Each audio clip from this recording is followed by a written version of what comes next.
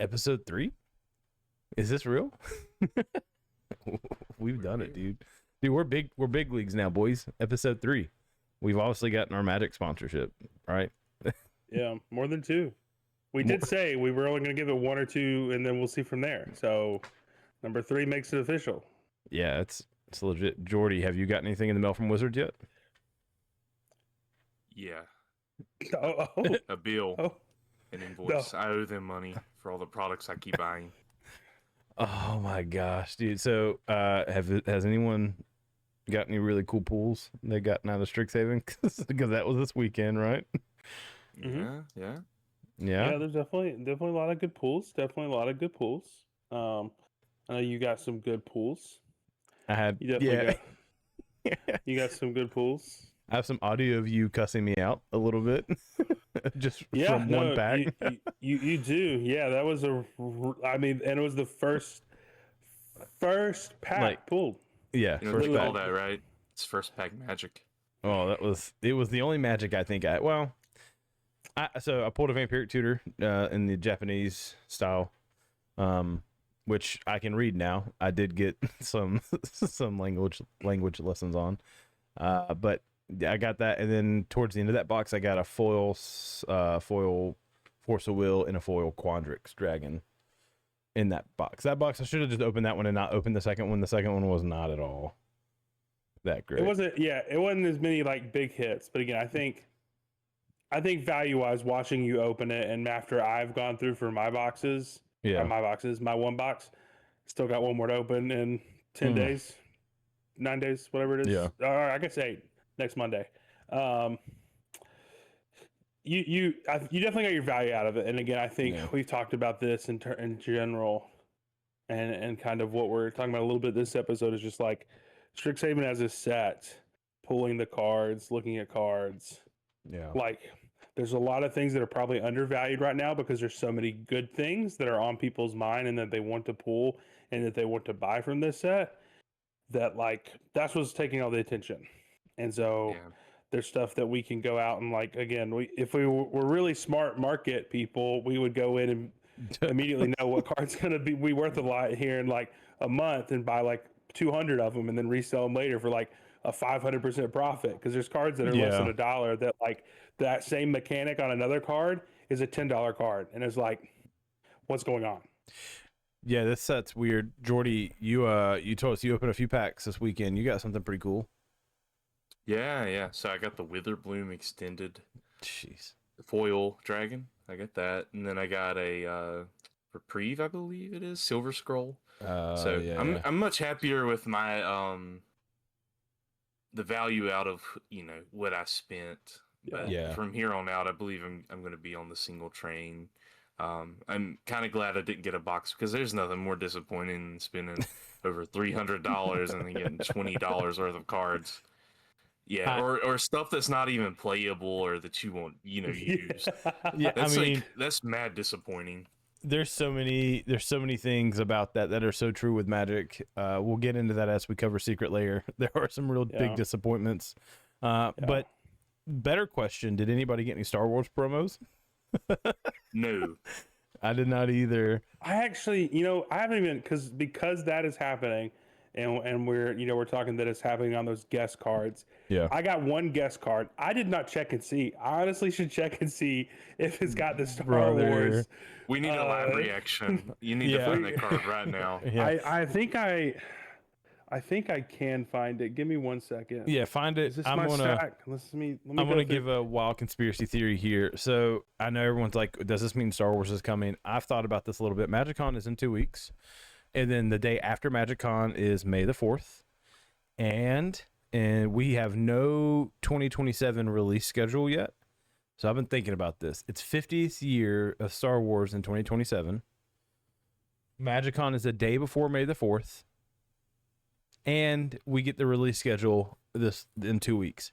I'm just saying, I think there's a Star Wars set incoming. And Jordy and I and LJ have all said Magic and Marvel have had this weird partnership that there's no reason why Star Wars and Magic won't. Like, this is, I'm calling it now. Star Wars. Oh my God, Star Wars Star Wars, The Wars in the Stars, will be a Magic the Gathering set. And we'll know it's soon. odd that it hasn't happened yet, but just a little background on what that stamp is. It's basically the anti-forgery stamp that is on the Star Wars Unlimited set. Sure. That card game. So if you didn't know, all the card games probably get printed at the same print facilities. Pokemon, Definitely. Star Wars. So, and that's probably how that mishap happened, just as a little background. Definitely Star is. Wars, by the way. Rip. I wish it was, because again, people are like freaking out wanting to buy them like crazy right now. They're fiending over them.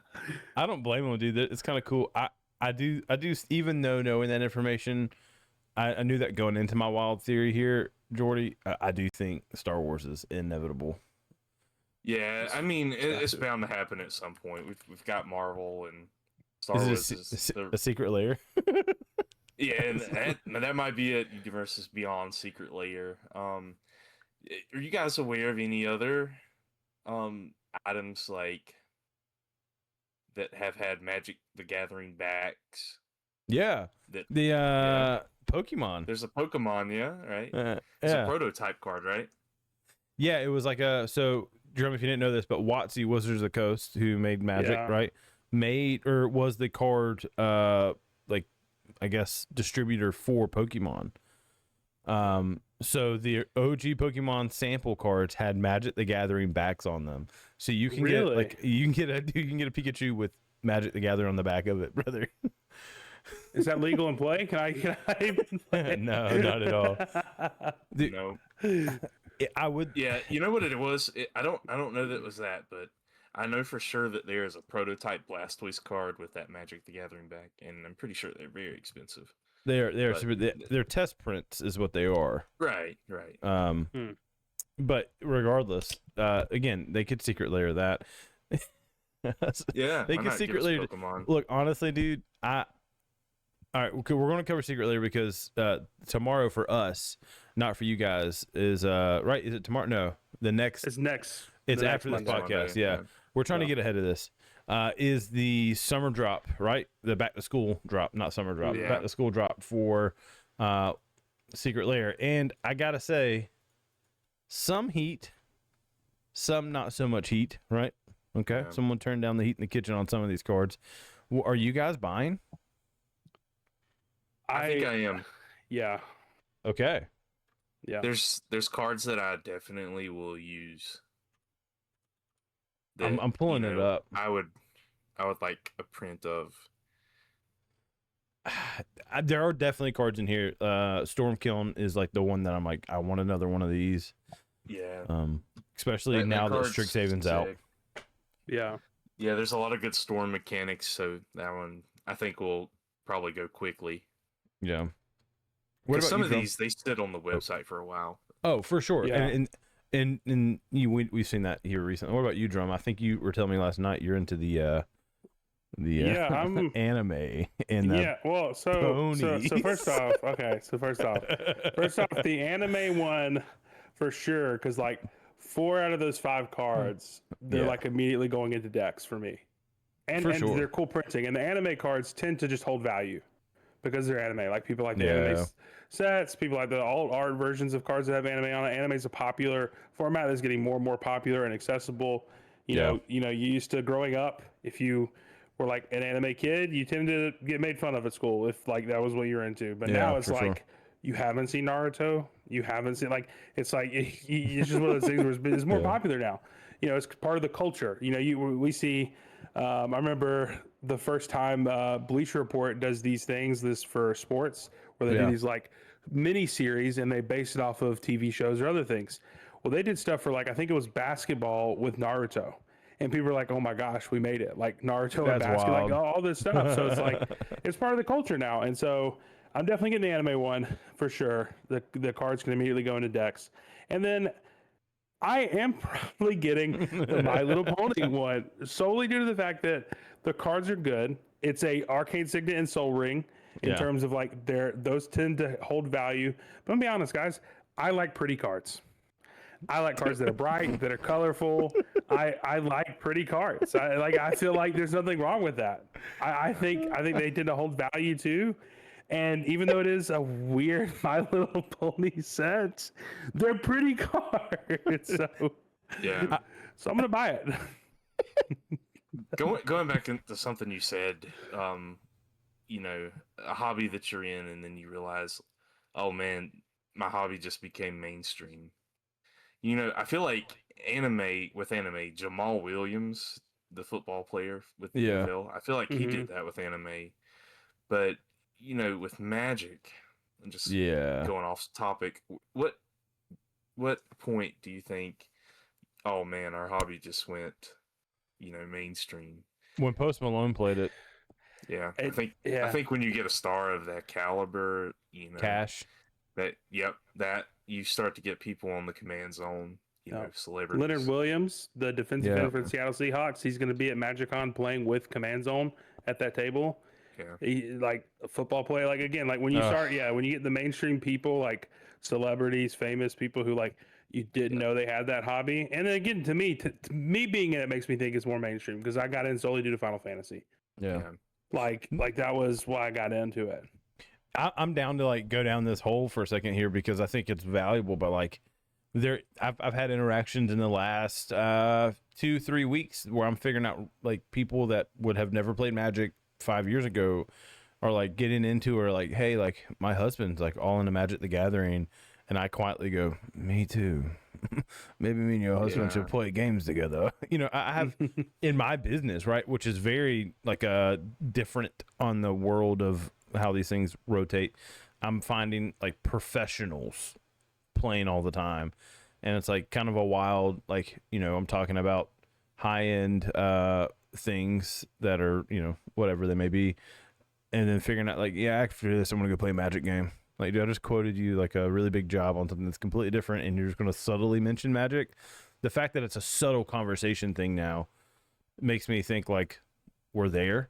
I think Jordan and I have many times where our wives are hanging out, we're at events together, and me and Jordan are like, all right, I bet you one of these guys play Magic. And we've, I think it's been like a 75% success rate, right, Jordan? I mean, like, no, it's kind of crazy. It used to be one of those things like people will like hide, like whisper, it's their secret, it's their secret, and now it's just like, yeah, we play Magic.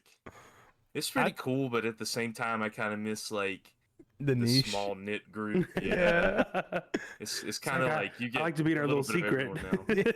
Yeah, I mean, it's kind of like having like a Discord group. Like then you start inviting too many people, and it's diluted, and then you have to go make a private Discord group.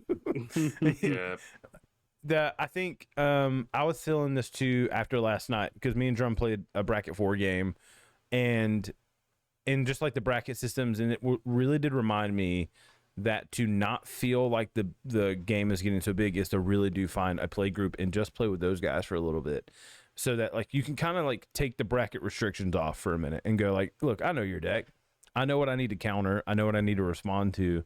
That was like how it originally worked pre-2020, right? Pre because like with COVID and stuff, we got Spell Table, and a lot of these things kind of have changed the gathering part of this.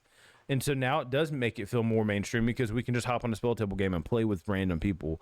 I'm going to tell you though, it's atrocious. Like just finding new people to play with them and having this bracket system that's really not working.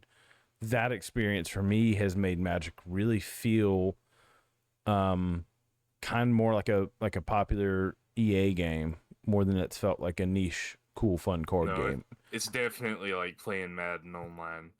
You get someone who's super salty, they leave the game and just mess your whole night up. Yeah. So playing with a pod is important.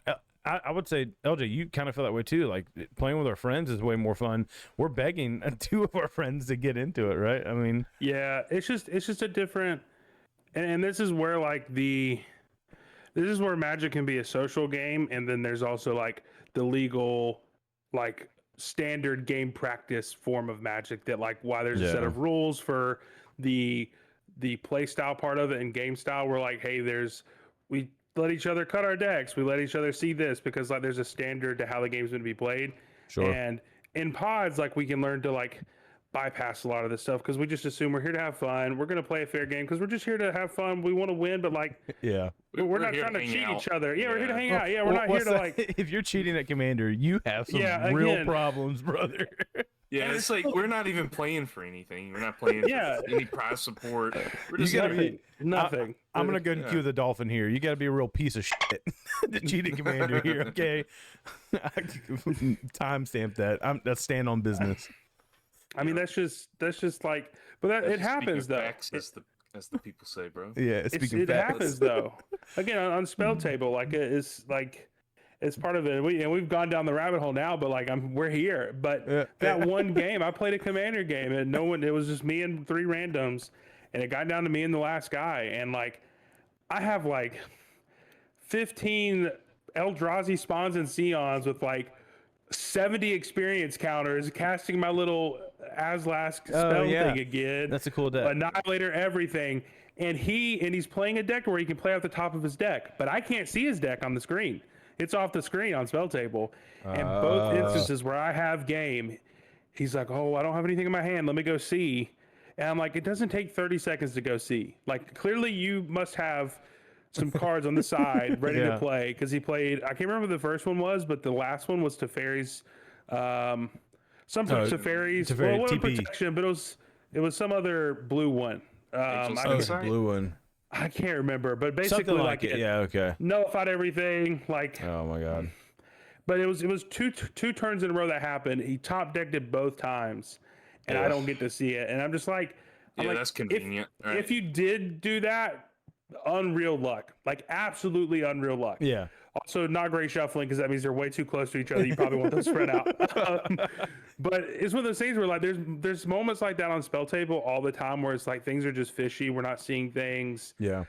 Like you're doing stuff on other people's turn because you missed triggers, and then you're redoing triggers, and that may change. And some of the stuff, if you ask, we don't care. But it's just the etiquette on spell table is not where it's at. Whereas in the pod, again, you're with your group of guys. You can ignore certain rules. You can just say like, we're here to have fun, but we also know what each other are playing. So like some guys can have more powerful decks where people have less, because then we know, like good old Bradsaucee here, we know when he pulls out Corvold, we all need to swing out at him and go after him the whole game.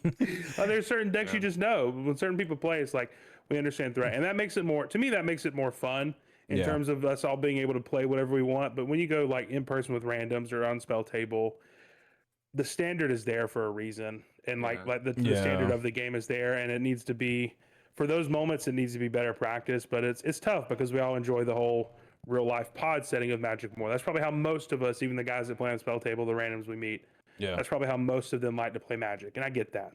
That's what's fun about Magic. To kind of get us back on subject and to close us out of that topic and get us back into this super drop, I'm going to challenge myself and you guys and everyone else listening to, try to once a month go and play Magic at a store or even tabletop with some friends. Now, back to the super drop. Speaking of which, with the playing with friends, I got to plan up a night for you guys to come by with the super drop, because I'm going to kick your absolute tails with good save. Thank you, Terror of the Peaks. And by Terror of the Peaks, I mean this. What the blob, the pixel of the peaks, brother. That's pixel of the peaks, bro. I'll say what LJ said last night. I'm gonna I feel sorry for the artist or whoever should get art credit for this, because there's so many people online going, okay, cool, yeah, I'll buy it. I didn't get it either, and then I looked up, Dwarf Fortress, and now I understand. It's just a game. Yeah, but and this is the art style, and does it work though? Does each card actual dragon work? Do you know? Honestly, do you know if it works? Honestly, it looks like a corrupt text document when you pull it up, and it has all this crap in it. I'm like, oh, no. What's going on, man? But I'm gonna get it just because Terror of the Peaks is a great card, and I don't own one. No, so that's great. Good value for that card. No, you're right. I want to buy that set. Yeah, that one. The Omens of Chaos is just like a Strixhaven continued thing, which I don't know if you caught this, but they didn't do a Strixhaven Secret Lair release. they've tied it into this super drop, which makes me like that. I actually kind of rather that, because Secret Lair has a problem where they go too many drops at one time. So what would have happened is this Monday coming up, we would have gotten a Secret Lair drop for Strixhaven, and then we would have got this next drop for the super. But they've done a better job here about putting it kind of a part of the drop as a whole. Yeah. Nothing in this is super for Omens of Chaos is super like I'm in love with it, but it's good cards. They're playable things. Everyone's they're playable. You know, Counterflux, Growth Spiral, see a ton of play. But Chance for Glory is awesome too. Just having a little extra turn spell with a clause on it, I like. Jordan, LJ, are you buying any of this stuff for Omens of Chaos? I think No, I'm actually I going to think so. buy. I think I'm actually going to buy like the bundle, yeah. foil bundle. Really? And there's some things in here I don't really care for. Like I don't care for the My Little Pony lands. I know. You know, I'm cool with different lands. But as far as Omens of Chaos, what's that? You'll buy my lands? The lands? I'll buy yeah. That's a good deal, because if you get the drop, then LJ can like LJ won't have to add the lands to his cart and maybe not get them. That's true. Yeah. As far as Omens of Chaos, I mean, I'm digging Abrupt Decay. That seems okay. Counterflux is good. Yeah, they're cool cards in Omens. Yeah. The lands, nothing crazy, but no, for sure, yeah. It's kind of one of those like, cool, thanks for adding these cards. Yeah. The lands, I feel this. I want to get back here where Drum we let him miss and dodge the criticism of I like pretty cards. Yeah, these are real pretty. These are real pretty. You might put makeup on and play these. Oh, dude! Here comes a generational bullying let's go like a boomer here. No, I'm gonna defend Drum. There is something. I have some pretty cards too, like the Furby ones, the confetti foil. I bought the confetti foil because it was pretty. Like, and having a daughter has changed my mindset of like it's okay to have pretty stuff, because pretty stuff can hurt. I played a Vivi deck, and Vivi's like this cute little wizard, right? Probably not in the game, but looks cute. Cute and painful. It's like, it's just like if anyone's watched the Mario movie, the Lumra who's like demented. Yeah, that guy. That's me. No, for sure. Like I do find like in a rather dark format, like Magic's first few years had a really unique art style. Putting in this pretty stuff is so counter that it's kind of nice to like have this fresher look on things. But if you're buying Secret Lair lands, I think one of two things about you. You're just an absolute simp for the art, or you are just loaded. Yeah, you have deep pockets. That's my only deep stance. Pockets, dude. Buying them from a friend is buying them from a friend for a discount part of that as well, or nah, you're good. Wait, do I even get a discount, or towards like I'm gonna charge you more for buying that crap? You know what? I actually do need my grass cut. You know, so we can work something out. That's not a bad deal. That's not bad at all, dude. Because those lands will be worth more than a grass cut. The Secret Lair, My Little Pony Friendship is Magic. I'm with LJ on this one. They look really good. Arcane Signet and Soul Ring are a bop. It's just that's what I'm saying. Unique like artifact cards like that are just they hold value, and they're just cool. Like you have this crazy like powerful deck with like all these scary creatures, and it's like land Soul Ring. Here's my little. It's just like it almost throws the table off in a fun way. I have if that you with win that with this, you're getting punched in the mouth by me. You know what? Let's talk about the true gem of Friendship is Magic, though. Defense of the Heart. It's the green card. It's always the green card. Yeah. Every freaking time. You know what?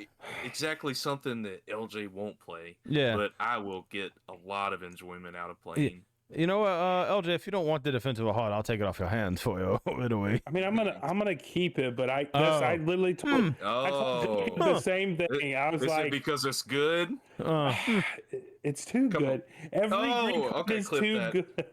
Clip that. There we go. They're just, but that's my problem with green is that it's just why do they get? That is such a good enchantment. Like there's like for every like 5 or 6 great green enchantments, you get like 1 or 2 for each other color. Like 0 that for is the red, scale. by the way. Yeah, it's red. Yeah, red is rough. Golly, Because the good ones cost like 6, 7, 8 mana to play. But I mean, you could get mana quickly in red, You especially mono red. you can. can, but You it's can. yeah. We'll do like I'm gonna actually request that we do a podcast on Magic's deep hate for the colors. Well, let's push it because we know that we're all buying the My Little Pony stuff. Let's not be silly. Yeah. The eyes have it, and I'm going to go ahead and say I dig the eyes have it. That is my jam. Who else is jumping on the eyes have it? Sick art, man. Yeah, I'm excited for this one. I love the art. I don't know if I care as much for the car. I don't know. Like, do you guys think it holds the value of what I'm paying for it? Most certainly not, but the art's great. No. Now, okay. Here's what I think. Baleful Strix is pretty sweet though. Baleful Strix is great. The issue in Jordan and me were talking about this. So this is Jordan's take here. I won't go too deep. I'll let you finish this up. Hopefully but there are a lot of cards. Me under the bus. No, there are a lot of cards for Secret Lair that come out really hot. They hold value. Maybe this is actually LJ that said this. They hold value for about like 6 months, and then the next 2 years. This is LJ. Sorry, the next 2 years it just tanks value because people don't want an op and people don't want a counterbalance. The especially if it's been printed 3 or 4 times, within that 2-year period. Yep. And another Secret Lair printings come out. It's like, they want the newest one or the one that's fresh on the mind. Yeah. Because that came from me building the Silver Quill. Yeah. And I bought a bunch of cards like that. The cards I was looking for, and I would see that there was like a Secret Lair version of it. And I can get the rainbow foil for like $1, $2, $3. And I'm like, when that came out, I guarantee for and you can see on TCG Player, they show you the amount. It stays high for a good amount of time, but again, for a lot of these cards, they get reprinted, redone. They'll come back in Secret Lair, especially stuff like this, counter spells, op, these little like kind of staples in whatever color they're in. And the old ones just kind of fade away because maybe they want the new ones. I think that's what worries me about that one because I believe the art's incredible. It's really good for that one. The thing about the eyes have it for me is that very unique art. It's very cool. It will. Yeah. It's one of those, the Magic finance has to be broken up 2 ways, short-term gains and long-term gains. And the thing you have to remember about long-term is we're not talking a year. We're talking 5 to 6 years before you ever see like the actual uptick happening. Yeah. And with the eyes have it, that's a 5-year, like put it in the binder, play it. But whenever then something cool comes out and you're like, man, I want to trade for that $50 card. Oh, I have this $45 op. You know what I mean? And like, well, I don't really love it. I did get up on it. You can think that way, or like me, I'm going to hold these things because they just have a vibe to them that's like my jam. Counterbalance is a good card, by the way. I don't think we talk about that enough. I'm playing enough Divining Top to know that Counterbalance is too good. Yeah.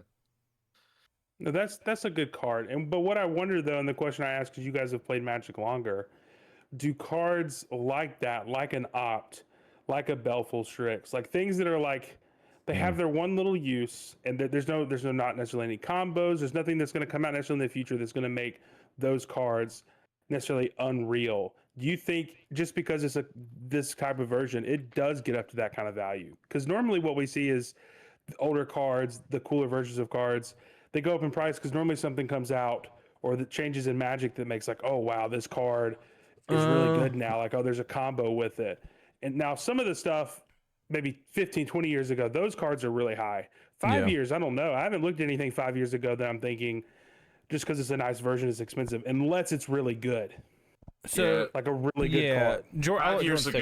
5 years ago, the state of Magic was much different than what it is now. So I would say we're in a different era of Magic. This is a weird era where there are more players than ever, but also more collectors than ever. Yep. And I will say that Secret Lair, I'm gonna make a bold statement here. Secret Lair is the modern day reserved list. Yep. I would agree. These cards, they may have been printed before in a different art, but this specific art for Secret Lair will never be printed again. Yeah, and that's directly from Wizards of the Coast. Yeah, it's a big deal. So LJ, you're asking a good point, because like we do have a few other ops and Taxan probes that have been printed. Here's what happens: like the pool for players is getting bigger, but that does not change how finances work. Like the way investment strategies have worked for the last 200 years work today, and what we know is limited print run in time is the biggest factors for whether a card will go up and down.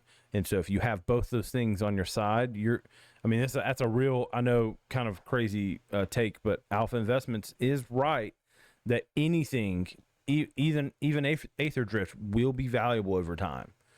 So, and that's because they stop printing it and they don't make it again. And there might be some cards in there that get reprinted, but that art, that box, even Aether Drift at some point will be expensive. So for the eyes that have it, I like the art today. I'll play the cards today, and I won't be mad if I have it for 5, let's even say 10 years. It's just one of those things. Like if you're looking at Secret Lair as an investment strategy, that's not what they designed it to be. Is more of a limited print run. Get a card you play. Do you play an bling your deck out? Yeah, bling your deck. Yeah. So for me, the eyes have it. They have it. I mean, that's the way I look at it. I also see it as the investment piece, because obviously it's a one print run. Like they print the cards, they sell out. There's no more. But do you think, and I guess, because again, you guys probably see it more. I obviously coming in new with like the big mass flux of players with Final Fantasy, Marvel, all that coming in, it becoming more mainstream. And you see it like the store, like my local store right by me, a mile from me. Yeah. It's always got people in there, and it's a massive store too. But do you think, because that's where I think I love the idea about Magic, is cards have value from the collector perspective, but also Magic is a played game. It's not sports cards, right? And Pokemon's a lot less played in terms of how people look at their value compared to Magic. So a lot of value comes from how good the card is. Do you think 1,000%. Magic is going to move into a point to continue to adding that collector aspect, to where like even bad cards that are just super, super rare start to go up in price? Or do you still think so much of the playability and like strength of a card is what's really going to still determine value in 5, 10, 15 years? Well, the third part of the equation to what Jacob was mentioning earlier is supply and demand. So if there is demand for said card, then that's what will make the card go up in value. No, of course. Yeah. Yeah. I think where the secret layers will go up in value is if they are sealed, even if they contain bad cards. I agree. That is an aspect. Okay. I think whenever we see graded Magic cards surpass, a joke. Whenever we see it surpass 200% above the regular card, is when that will be the indicator that we've hit the collector side and not the player side. But I can go ahead and tell you, with just the amount of people I've talked to in this, they laugh at the joke. They love laughing at people who have like sealed, like a PSA graded Magic card. Every comment on every social media is crack it. It's a playable piece. Oh yeah, every time. Yeah, let's specify like what we're talking about. Graded Magic. We're talking about modern cards. Graded, alpha, beta, unlimited. Those are more understandable. It is, and the reason, and also just like in the concept of it being a playable card, Tolarian Academy is $100+ card. Can't be played in Commander. Can't be played in half the formats that are legal. So it's still valuable though. There is some legitimacy to time here, where like it's just an old card and it's cool and it reminds people of some nostalgia. The same way, like, again, I know we can't do a 1-to-1 comparison. This is very apples to oranges here, but like a base set Charizard's not that great anymore of a power level of a card, right? And that specific art's been reprinted. God, at least 6 or 7 times at this point. Yeah. That Michihiro Arita art. He got that off the dome, dude. Hey, you said you can't read that junk. You got it off the dome though, dude. Hey, you want to know why that is? It's because the illustrator is printed in English on the card. My man. Yes, sir. Yeah. So like, in like the collector world, as long as we keep this, like, as long as Magic's people keep going, keep this, play this, the game piece thing will matter. But there is you can look right now, there's cards that are not that great that are like people were spending $300 on because of a limited print. Yeah. You know, Opt is a play. Everyone plays an Opt. Almost every Spellslinger deck has an Opt in it. So it's not like you're, Ops. Yeah. It's also like standard decks are playing it. So now our standard decks can be blinged out. It's kind of a cool, just like a, that's what Secret Lair is doing. And I think that's a good question to ask. If it's playable, will it hold value always and forever? But there are a lot of cards that are not playable until 4 or 5 years down the road because of a certain mechanic. And now that kicks us into Notebook Genius, because Stormkiln right now is getting its recognition. I have said day one this card is too good.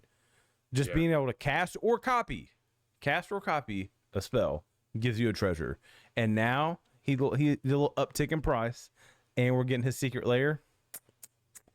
So Notebook Secret Genius Lair looks so good. Yeah, it does, so dude. good. I'm buying this one just for Stormkiln. Yeah. Anybody else? I mean, we're in Jordan the whole set. So Jordan I really enjoy the whole. Yeah. So I'm excited to see what the bonus card is going to be for this one. I hope it's not a stupid land. I hope there's like just some amazing an card actual another like Yeah. I love the art. I do love the art. I do. Yeah, super cool. Obviously, Stormkiln is great. If I decide to make the Prismari version, since I pulled that dragon, I may build it. It may be worth it. I haven't decided yet on this one because I don't care about the other 3 cards that much. I love the art. Art, but it's also one of those things where like I already know I'm buying 2. I've already dumped a ton of money into Strixhaven, so I don't want to throw any more for a little bit. I do plan on going in a little bit on Marvel this summer, but it depends, man, because the next set that I really want to go in on, like I have Strixhaven, is The Hobbit. So I may have to even hold off on Marvel, that's gonna be the set I go in on. But I would say you should take a look at Anhilo the Painter again. That's actually a really great card.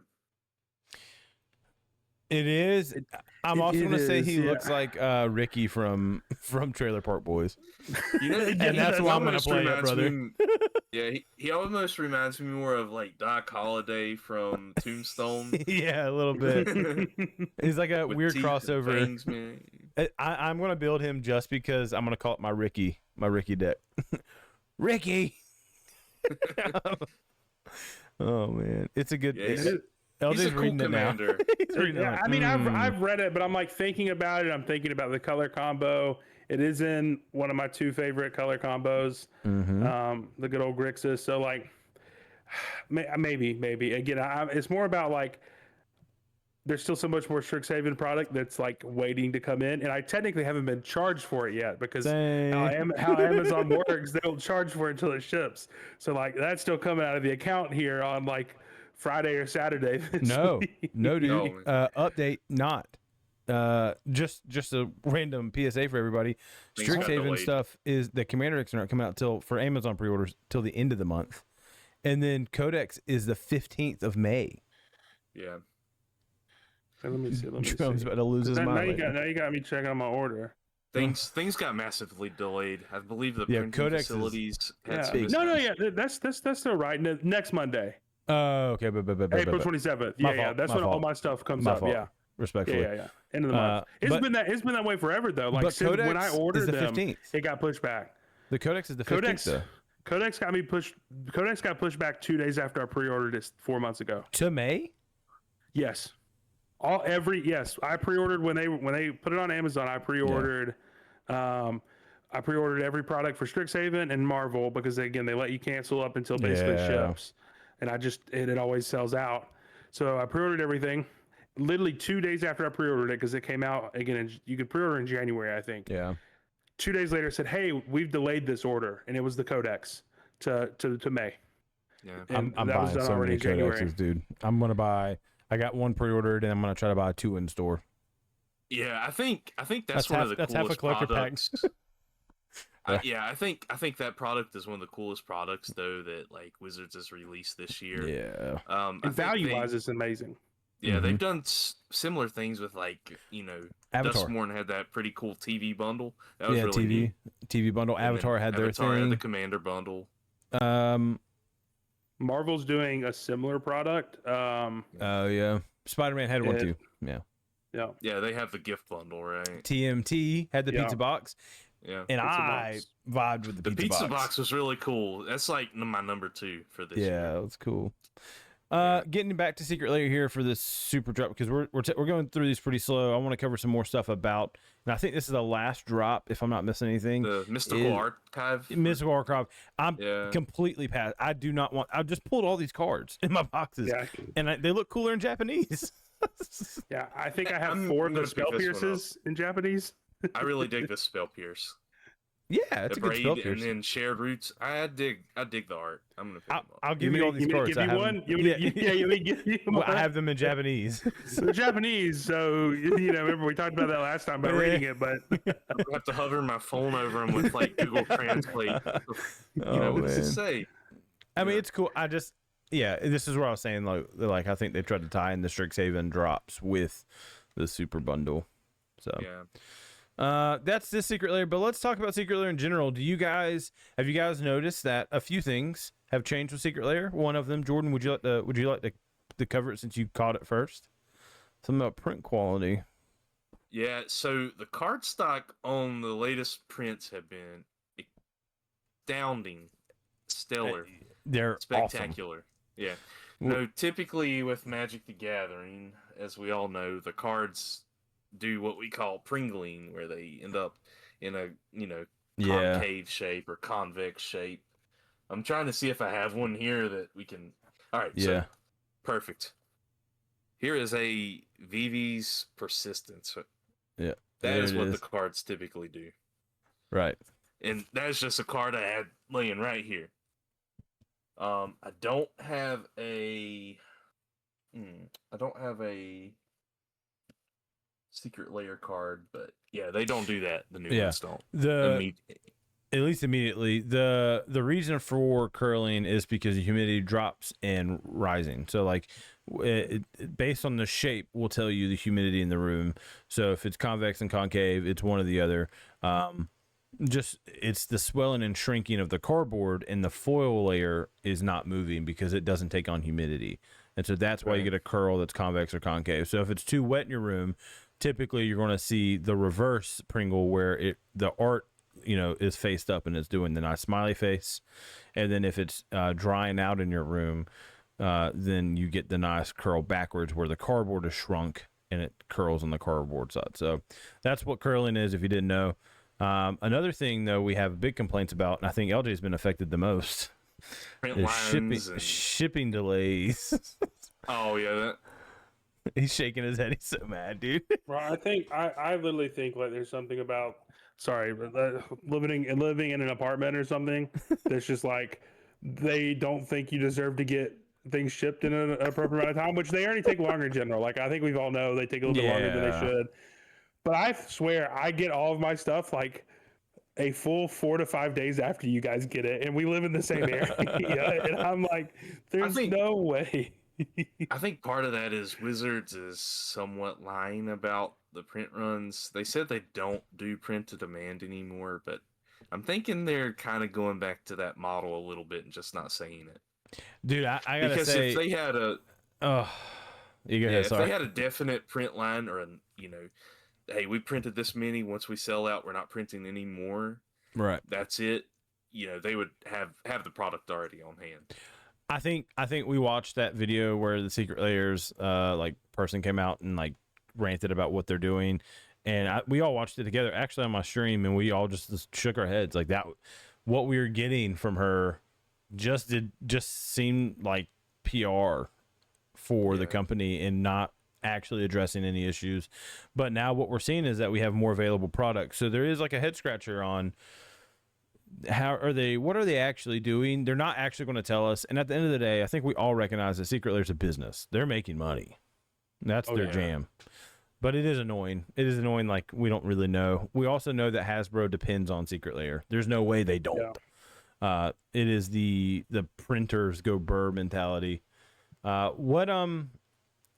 Other than that stuff, what's the Secret Lair that you guys, out of this year so far, we're like kind of stoked on? It's been a short year, but we've gotten a few so far. What were you pumped on Secret Lair wise? For me, I think the Dungeons and Dragons Secret Lair scratched that itch. Displacer Kitten as a great reprint and much needed. Thank you, Ben Bateman. Shout out Ben Bateman, one episode, one time per episode. We didn't need Ben for that one. We already knew it was a great card. Yeah, that's so true.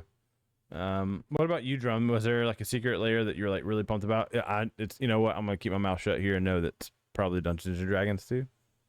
I mean, if we're talking about like this year, like probably the Dungeons and Dragons one. If I'm thinking like, because I've only been in Magic for going on 10 months now. We're getting close to a full year. Almost for birthday, dude.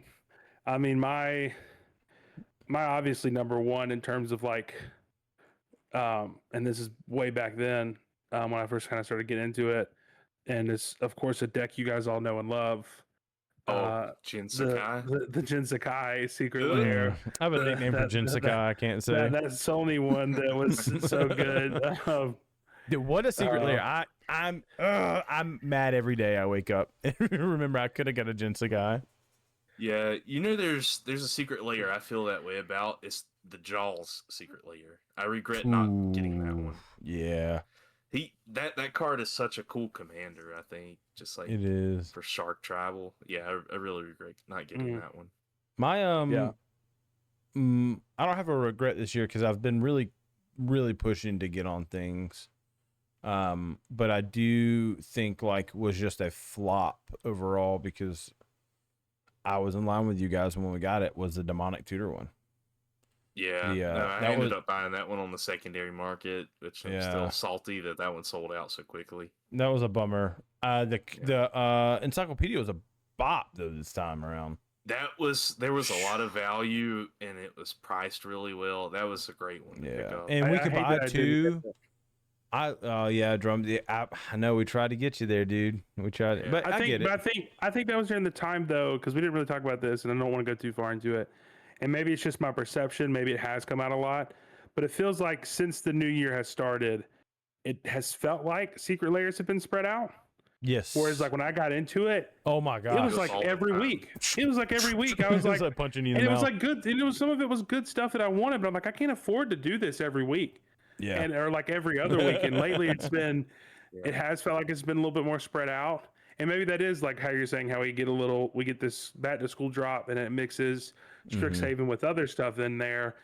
And to me, I think that's better because like now, like normally I wouldn't even think about getting this because I probably would have gotten something else and then Strixhaven. But I'm like, I haven't bought a Secret Lair since February. Yeah. And I'm like, I'm willing to go in and buy a few of these things. Sure. Because I feel like they probably know shoppers have that buyer fatigue of like, oh man, my wallet. They've given your wallet some reprieve. Yeah. Great callback. Great callback there, Jordan. Yeah. God, he's so smart for a mono green player, dude. Dude, I love him. But yeah, it feels much better, more spread out. I did miss out on the encyclopedia watching you guys open that and show the cards and just seeing the prices of it. Like it was the value that was definitely there. Yeah, there's so many good reprints. Yeah. I'm definitely buying encyclopedia again when they come out. They're definitely doing another one. There's no chance they're not. They're worth it every time. Worst thing was though that me and Jordan bought this encyclopedia together in that little bulk buy, and he let me pick what box to open, and this mug got the foil Urza Saga, dude. Yeah, off the one he didn't pick. Off the one I didn't pick. Self-inflicted. So, yeah, I can't even be mad because we got such a good deal. It's like $150 per. Yeah. Rather than the 200 plus, and so it was a good deal. But man, that was now I only do the right box because I picked the left one. I'm only doing right boxes, right packs, like right everything. The thing though was like, not only did I get that Urza Saga and like the Halo or whatever, I got like a foil Phyrexian Altar, which is also great. Crazy. Mine was just loaded. It was awesome.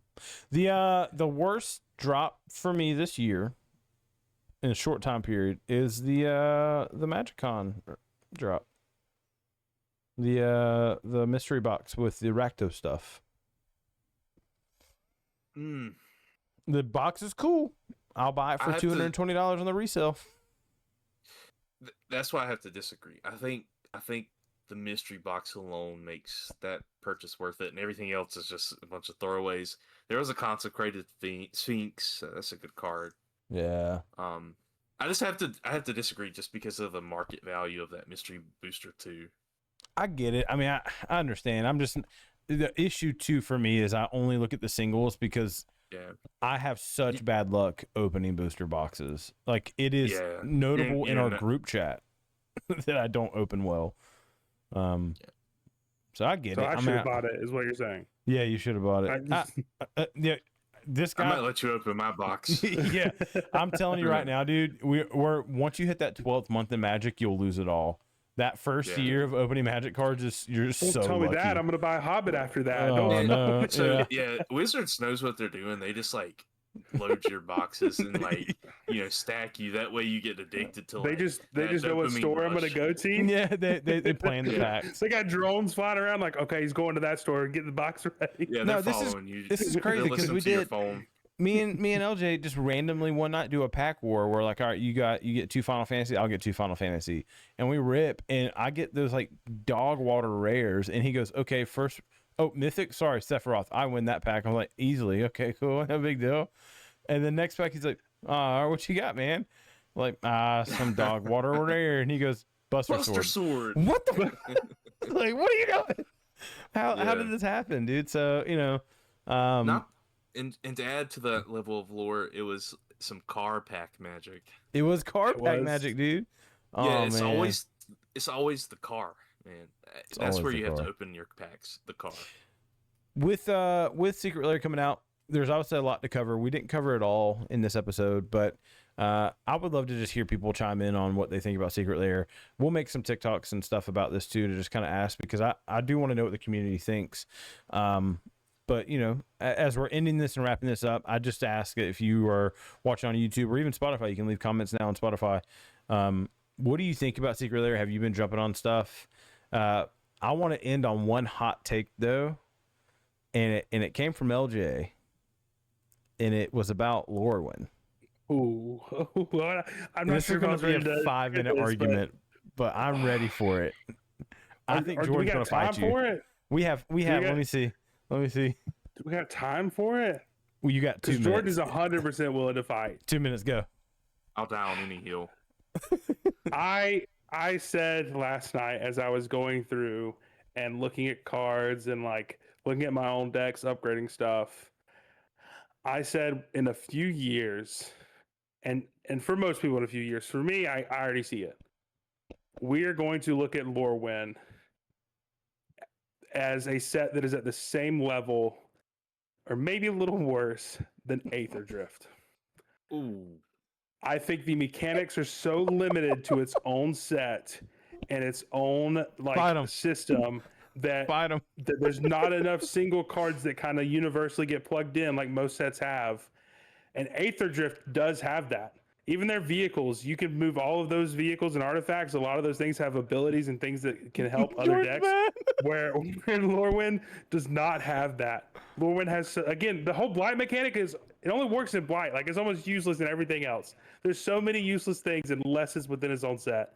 And to me, when you look back on Magic, that's how you look at it. You look at it as a whole. It's like, how well does it fit in with everything else? And it doesn't fit in. And I'm gonna die on that hill for a long time. Kill him, Jordan. All right. First and foremost, write this timestamp down. You're gonna need to throw some dolphins in. Okay. All right. Gotcha. First and foremost, LJ. Second, we don't know what's coming out in the future. Blight, a mechanic that came out, it's gonna come back. I agree. It's been very great, very good, very good. So I think only time will tell, but I think you're going to be wrong. He's telling the young boy to keep his mouth shut. I'm going to end this. I'm the new guy. Yeah. I'm going to end this real quick by saying both you guys are wrong. Both sets are really, really good. Aether Drift is one of the best sets ever printed. Good night.